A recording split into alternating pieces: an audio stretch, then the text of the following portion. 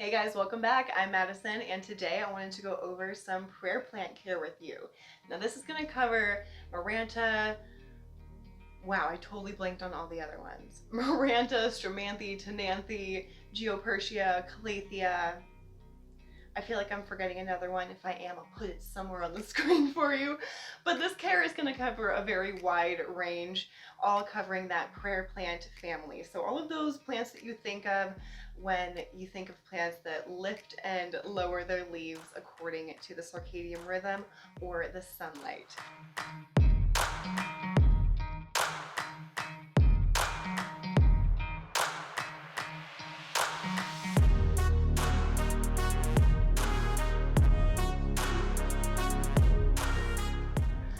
So we are going to go over 5 different kind of categories for care for prayer plants. We're going to be going over light, water, fertilizing, pest management, and finally propagation. So let's go ahead and get started talking about watering. So I have a couple different plants to show you here. So let me start with this one here. This is my Tenanthe Burl Marks Amagris. I've had a really hard time finding exactly how you're supposed to say that word. So I'm gonna go with the Magris. I feel like that's wrong, but we're gonna stick with it anyway. This plant in particular, kind of right now actually, it's doing it in a few leaves, is a really good example of how these plants, or most of these plants, will tell you that they're ready for some water, and that is they will start to fold their leaves in.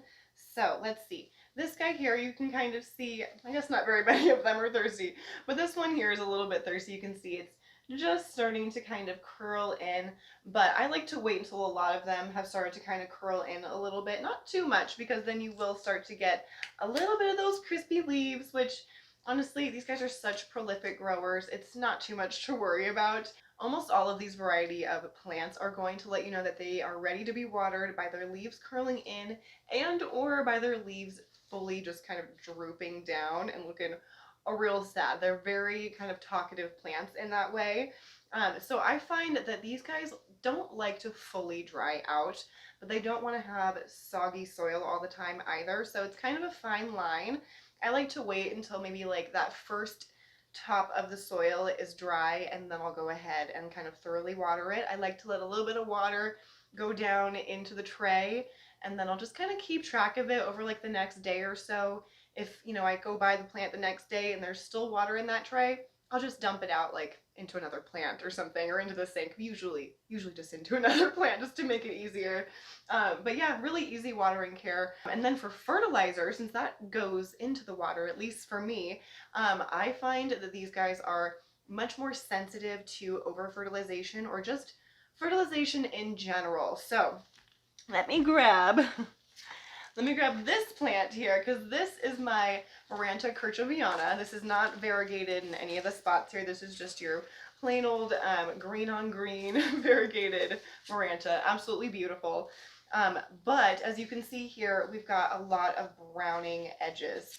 Now this is due to a couple different reasons, but the first reason that this started happening is because I gave it a little too much fertilizer. So I usually give all of my plants a very light dose of fertilizer with every watering, but I will go even lighter for pretty much all of my prayer plants, especially the Maranta. Honestly, no, all of the prayer plants. I'm gonna go much extra, or much, oh my gosh. For all prayer plants, I will go much lighter for fertilizer because they're not going to like it. They will let you know those leaf tips will get very brown, very crispy, very fast. So definitely go much lighter, be very delicate with your hand when you are putting that fertilizer in the water. So another reason that this plant has such brown tips is because I recently moved it to a different spot in my room. So previously this guy was sitting on my bathroom counter. It got too bushy and wild to sit there. It was getting toothpaste on it all the time. So I went ahead and moved it up onto a shelf in our bedroom, and it was getting a little bit more of that morning sunlight. So it started getting even more crisp edges, more crisp leaves in general. I was constantly plucking them off of there. I wasn't too terribly worried though, because as you can see, I was getting tons of new growth coming out from the top of the pot. So it has acclimated. So this is going beautifully into our light section of care. So for light, I find that these guys are honestly pretty darn forgiving after they throw maybe a little bit of a tantrum. So here you can see we've thrown a bit of a tantrum. They are very droopy, as you can see, but that's not due to light issues or underwatering or overwatering or anything like that. It's just because that's how this particular plant grows. These are just really heavy arms now, but we will be propagating this at the end of the video, so hold out for that. For light, like I said, very forgiving. They will throw a little bit of a tantrum. Definitely need to acclimate to their new surroundings, and they will let you know that they're doing it. But don't be too scared because they will push out new growth. Just continue your watering, stay on top of it. Be extra careful and mindful of your watering when you move your prayer plant into a new spot because, like I said, it will throw a little bit of a tantrum and you don't want, you know, underwatering or overwatering to be another stress factor for the plant. So yeah, just be extra mindful of that and you'll be fine. If you want to have this guy in higher light, just don't be scared when you do see browning tips. Don't be scared at all. They will push out new growth. I do find that most prayer plants appreciate a little bit lower light. So I do keep most of them pushed pretty far away from a window. But there are a few exceptions. The biggest exception I would say is the variegated version of this plant, the Maranta Kirchoviana variegata or something like that. I feel like I'm forgetting a word that starts with an L in there. That plant in particular I do find likes a little bit more direct sunlight. So it's really just one of those things that I feel like you kind of just need to put it where you want it and see how it goes. You know what I mean? Give it a little bit of time.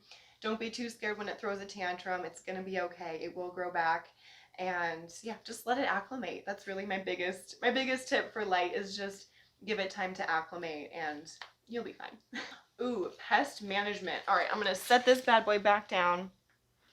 We're going to come up here with our Bromarx amagris. So pest management on these guys. I feel like the reason that people are I feel like the reason that most people are so scared of having prayer plants, Calathea, Maranta, whatever in their collection is because of pests. Now, I agree. I have lost my fair share of prayer plants. I've lost a handful of like the Calathea rosy, however you say that. I've lost a couple of those pinstripe, the ornata. So sad, so beautiful, but so covered in spider mites. And they were covered in spider mites when I bought them because I bought them from big box stores. So my biggest recommendation for when you are looking to add a prayer plant to your collection is inspect it before you buy it. Make sure you really want to check on the backs of the leaves.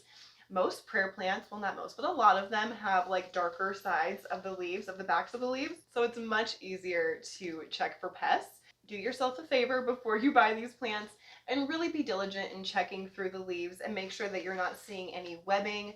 You'll see little clusters of white dots and stuff like that.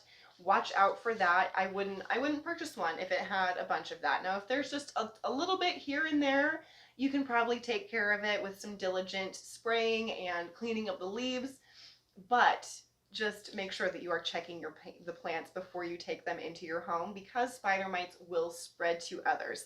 Now, on that note, I personally prefer to not let my prayer plants touch each other. I do have a few of them that are in very close proximity to each other, and I will rotate those suckers if I see those leaves touching. Like, I do not want them touching because if one plant does get spider mites on it, just this goes for any and all plants too. I prefer them to not touch, but I'm letting go of that a little bit, but I won't do that as much with Calathea still because the spider mites will travel quickly, I found. I feel like I'm so spitty. I need water or coffee. I definitely say to be mindful of how your plants are positioned, be mindful that they are going to be moving throughout the day as well, and just try to keep them as separate as possible.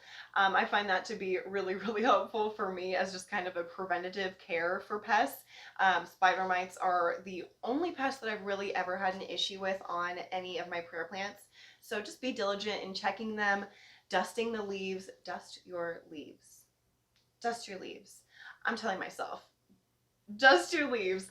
I don't do it enough personally, and that is when I will really find pests starting to gather because they know I'm not watching. So dust your leaves. You don't even have to go in and like physically dust all of your leaves. just run it under your faucet. If you have one of those sprayers that works beautifully, if you don't have one of those, run it under your shower head. You know what I mean? Just like wait till the watering day too, and then it's a twofer, you know? But I just like to hose these suckers down. I will make sure I'm spraying all on the backs of the leaves, getting all through the top, especially with these really bushy guys here. Really make sure you're getting all in there. And every once in a while too, even if I haven't seen any pests on any of my prayer plants, I will just do a preventative spray down with either an insecticidal soap or something to that effect, some kind of anti-bug spray, if you know what I mean, whether it's homemade or I like this particular brand. It's called Mammoth. I'll put a picture of it on the screen before. I think I've shared it with you guys before, but it works pretty darn well to get rid of those bugs, and it's also very natural. So I really recommend just doing preventative spray downs just every couple months or something like that. Or if you've, you know, gone through a cycle where you've brought a bunch of plants into your home, maybe it's a good idea just to give them all a good thorough spray down. But yeah, just keep on top of it and you'll be fine. All right, now my favorite part, let's talk about propagation. There are two kind of like main growth patterns I have found for prayer plants. Now you're gonna find this kind here where they grow in these like kind of fan shapes, if you can see down here, and they grow in these weird little sections, and they're not growing like, they aren't growing arms off of them with knuckles. Like if you can see on here, we've got a bunch of little knuckles here where we can grow roots. So we have the fanned version of growing, is what I'm gonna call it, the cluster fan. And then, ooh, that sounds almost bad, but it's cluster fan. Or the kind of swoopy droopy growth over here, the knuckle growth, if you will. So essentially we have two different ways to do propagations for these plants. One of them I have pretty darn amazing success with. The other, I'm gonna be totally honest, I have like almost zero success with. So let's go worst to best here. We'll end on a high note. For this kind of prayer plant that grows in this manner of those kind of clustered fans here at the base of the pot, the only way that I personally know of to propagate these plants is to do root division. So I've only ever tried that one time and I had none of them survive. But I think I was also letting them dry out. I wasn't taking very good care of them. I was really busy at the time, so I was neglecting them a lot. So I think that was mostly a me problem. If you want to try root division at home, do it. Let me know how it goes. Give me some confidence to do it myself. But yeah, you're really, the only way to do this is root division. And what I mean by that is you take this sucker out of the pot and you literally are going to take the different pieces of plant, because you'll see once you get down in there that there's separate little plants that have kind of grown. You need to pull them apart. There'll be like a main kind of long stem. You'll break them apart. It feels wrong. It feels wrong, but it's okay. You'll break them apart from each other and kind of just as gently as you can separate the roots from each other, and then you'll have just a bunch of different plants that you can try to get growing. So like I said, I haven't personally had any sort of luck doing root separation like that, but I know there's a bunch of people that have. So it is doable. It's doable. Try it. Let me know how it goes. The other way that you can do propagation with this type of prayer plant is very, very easy, and we are going to do it together because, as you can see, this guy could use a haircut. We've got beautiful, newly acclimated leaves to the spot that I have him in. He's going to stay there for quite a while. So I'm going to go ahead and just chop this guy up and we'll do it together. I've got my scissors. I didn't sanitize them this time around, but that's okay. There's still toothpaste on here. All right, so as you can see, we've got kind of like these, well, maybe you can see, we have two arms down here that all these leaves are growing off of. So I'm just going to cut them right off. We have another arm over here. Now look at how nice that looks. A beautiful, much needed haircut for this guy. And look at that cute little, hopefully you can see, we've got a little bloom happening here. Now we have a beautiful base plant, and we'll keep getting gorgeous growth like that hopefully off of there. And now we've got a bunch of kind of pom-pom sections here. So we can actually do a lot with this. So first off, I'm just going to show you kind of where I would cut them. We'll cut them together, and then to propagate these, I'm just going to be sticking them in cups of water, sticking them in a window and calling it a day. We'll make sure that the water doesn't get too low, and that's about it. So let's see here. Let's separate this guy.